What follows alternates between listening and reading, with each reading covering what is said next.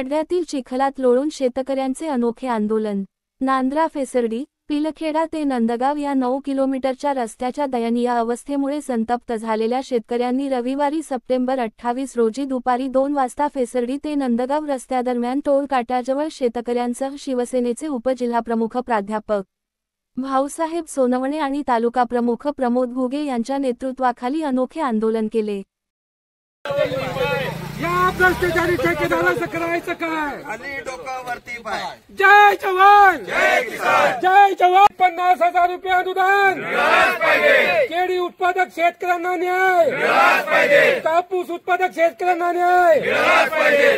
पीक विम्याचे पैसे जमा झालेच पाहिजे। पीक विम्याचे पैसे जमा झालेच पाहिजे।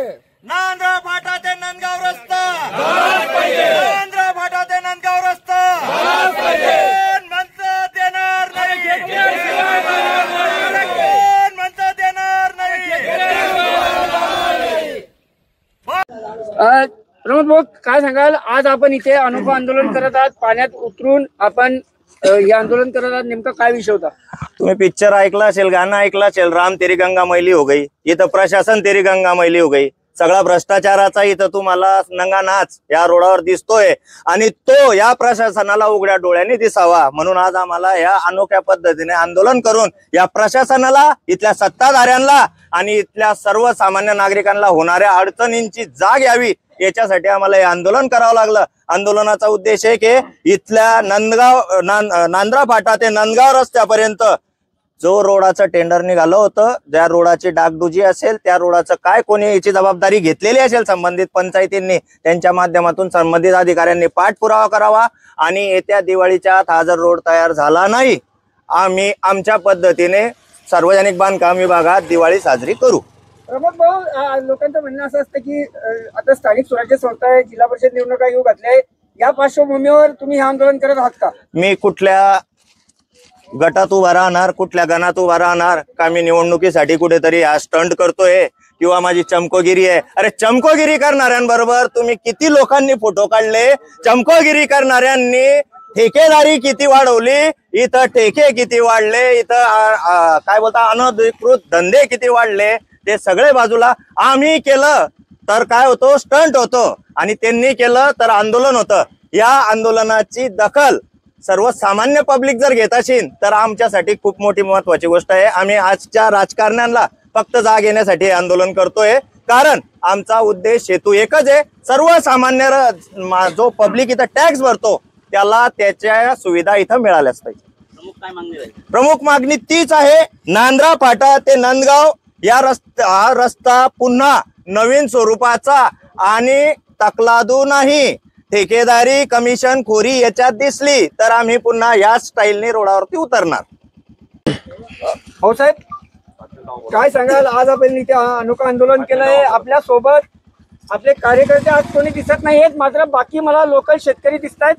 या शेतकऱ्यांना घेऊन आपण आंदोलन केलं, नेमकं काय विषय? सर्वप्रथम या महाराष्ट्र सरकार तसेच भारत सरकारला जर असं वाटत असेल या भारत सरकारला जर असं वाटत असेल आम्ही सर्वांचे बाप आहात, पण या सर्व तो कुठलाही पक्षाचा असो, सर्व राजकीय पक्षाचा बाप एकच आहे आणि तो आहे शेतकरी। शेतकरी हा त्यांचा बाप आहे। मुद्दा क्रमांक 1, नंदगाव फेसर्डी पिलखेडा नांद्रा हा 9 किलोमीटरचा रस्ता आहे। 9 किलोमीटरच्या रस्त्यासाठी 2.5 किलोमीटरचं जेव्हा मेंटेनन्स निघालं 30 लाखाचं, तर 30 लाख तुम्हाला ते पाण्यामध्ये गेलेले दिसत आहेत। तर मला तुम्हाला सांगायचं आहे, माझ्याकडे संपूर्ण माहिती आहे। सन्माननीय पालकमंत्री गुलाबरावजी पाटील साहेब यांचे जवळचे जे ठेकेदार आहेत त्यांनी हे 30 लाखाचं काम घेतलेलं होतं आणि माझ्याकडे त्यांची फाईल आहे। हे जे ठेकेदार आहेत ना 30 लाखाचं काम घेतलेलं आहे त्यांची फाईल माझ्याकडे आहे।